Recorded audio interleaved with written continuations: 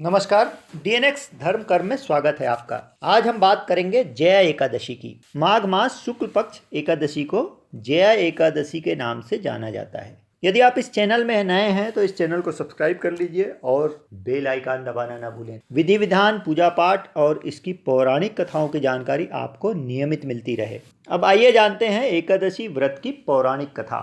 धर्मराज युधिष्ठिर ने श्री कृष्ण से पूछा, भगवान, माघ मास में कृष्ण पक्ष में पड़ने वाली एकादशी का बड़ा ही महत्व है, शक्तिला एकादशी का। इस महत्व से आपने मुझे अवगत कराया। कृपया कर मुझे अब माघ मास के शुक्ल पक्ष में पड़ने वाली एकादशी तिथि के बारे में भी बताओ। श्री कृष्ण ने युधिष्ठिर को बताया, जया एकादशी का व्रत करने से मनुष्य ब्रह्म हत्या जैसे पाप से भी मुक्त हो जाता है और इसके प्रभाव से भूत पिशाच आदि योनियों से उसे मुक्ति मिल जाती है। इस व्रत को विधि पूर्वक करना चाहिए। ऐसा कहते हुए उन्होंने पद्म पुराण में वर्णित एक कथा विस्तार से युधिष्ठिर को बताई। पद्म पुराण में वर्णित कथा जो भगवान कृष्ण ने युधिष्ठिर को सुनाया, उससे आपको भी अवगत कराते हैं। देवराज इंद्र स्वर्ग में राज किया करते थे। वहां पर सभी देवगण इंद्र के राज में सुखपूर्वक रहते थे। एक समय इंद्र की इच्छा हुई कि नंदनवन में विहार किया जाए। अपनी इच्छा की पूर्ति के लिए उन्होंने गंधर्व और अप्सराओं को आमंत्रित किया। वहां पर सारे गंधर्व इकट्ठे हुए। स्वर्ग के और अप्सराएं नृत्य करती रहीं। गंधर्व गान करने लगे। वहां पर स्वर्ग का प्रसिद्ध गंधर्व चित्रसेन तथा उसकी स्त्री मालिनी भी उपस्थित थे। वहां पर मालिनी का पुत्र पुष्पवान और उसका पुत्र माल्यवान भी थे। गंधर्व कन्या पुष्पवती माल्यवान को देखकर उस पर मोहित हो गई और माल्यवान पर काम बाण चलाने लगी। उसने अपने रूप, लावण्य और हाव भाव से माल्यवान को वश में कर लिया।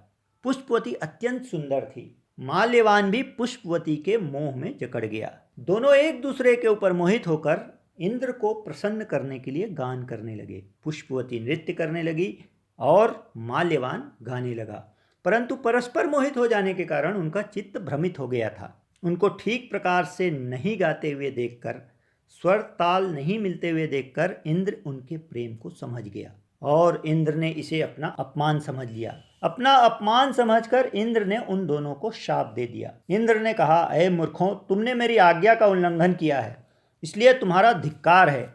अब तुम दोनों स्त्री पुरुष के रूप में मृत्युलोक में जाकर पिशाच रूप धारण करो और अपने कर्म का फल भोगो। इंद्र का शाप सुनकर पुष्पवती तथा माल्यवान बहुत दुखी हुए और वे पृथ्वी पर आकर हिमालय पर्वत में दुखपूर्वक अपना जीवन व्यतीत करने लगे। उन्हें गंध, रस तथा स्पर्श आदि का कुछ भी भान नहीं था। उन्हें इन चीज़ों का कोई ज्ञान नहीं था। वहाँ उनको अत्यंत दुख मिल रहा था। उन्हें एक क्षण के लिए भी नींद नहीं आती थी। भयंकर शीत के चलते उनके रोंगटे खड़े रहते और मारे शीत के दांत बजते रहते। एक दिन पिशाच माल्यवान ने अपनी स्त्री से कहा कि पिछले जन्म में हमने ऐसे कौन से पाप कर दिए जिससे हमको यह दुखदायी पिशाच योनि प्राप्त हुई है। इस पिशाच योनि से तो नरक का दुख सहना ही उत्तम है। दुखी होकर उन दोनों ने निर्णय किया कि अब हम किसी प्रकार का पाप नहीं करेंगे। इस प्रकार पाप नहीं करने के निर्णय के साथ वे अपना दिन व्यतीत करने लगे। श्री कृष्ण ने युधिष्ठिर से कहा, दैव योग से तभी माघ मास में शुक्ल पक्ष की जया नामक एकादशी आई। उस दिन संयोग से पिशाच और उसकी पत्नी ने कोई भोजन नहीं किया और न ही कोई पाप कर्म किया। केवल फल फूल खाकर ही उन्होंने अपना दिन व्यतीत किया और सायंकाल के समय दुखी होकर पीपल के वृक्ष के नीचे बैठ गए। उस समय सूर्य भगवान अस्त हो रहे थे। उस रात अत्यंत ठंड थी। इस कारण वे दोनों दुखी होकर शीत के मारे एक दूसरे में लिपट कर पड़े रहे। उस रात उन्हें नींद भी नहीं आई। भयावह रात और भयंकर ठंड, बिना नींद के दोनों ने अपना रात गुजार दिया। श्री कृष्ण कहते हैं युधिष्ठिर से, हे राजन, जया एकादशी के उपवास और रात्रि जागरण के कारण दूसरे दिन प्रभात होते ही उनकी पिशाच योनि छूट गई। माल्यवान को अत्यंत सुंदर गंधर्व और पुष्पवती को अप्सरा देह मिल गया। सुंदर गंधर्व और अप्सरा की देह धारण कर सुंदर वस्त्राभूषणों से अलंकित होकर उन्होंने स्वर्गलोक को प्रस्थान किया। उस समय आकाश में देवता उनकी स्तुति करते हुए पुष्प वर्षा करने लगे। स्वर्गलोक में जाकर उन दोनों ने देवराज इंद्र को प्रणाम किया। इंद्र उनको पहले वाले रूप में देखकर अत्यंत आश्चर्यचकित हुआ और इंद्र पूछने लगे कि तुमने अपनी पिशाच योनि से किस तरह मुक्ति पाई, यह सब बताओ। माल्यवान ने इंद्र को विस्तार से बताया। माल्यवान बोले, हे देवेंद्र, भगवान विष्णु की कृपा और जया एकादशी के व्रत के प्रभाव के चलते हमारी पिशाच योनि छूट गई। हमको पिशाच देह से मुक्ति मिल गई।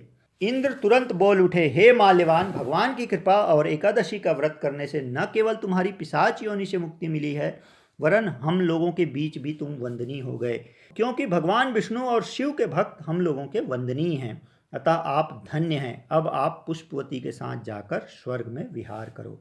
कथा सुनाकर श्री कृष्ण युधिष्ठिर से कहने लगे, हे राजन, जया एकादशी के व्रत से बुरी योनि छूट जाती है। जिस मनुष्य ने एकादशी का व्रत किया है उसने मानो सब यज्ञ जप दान आदि का पुण्य प्राप्त कर लिया। जो मनुष्य जया एकादशी का व्रत करते हैं वे अवश्य ही 1000 वर्ष तक स्वर्गलोक में वास करते हैं।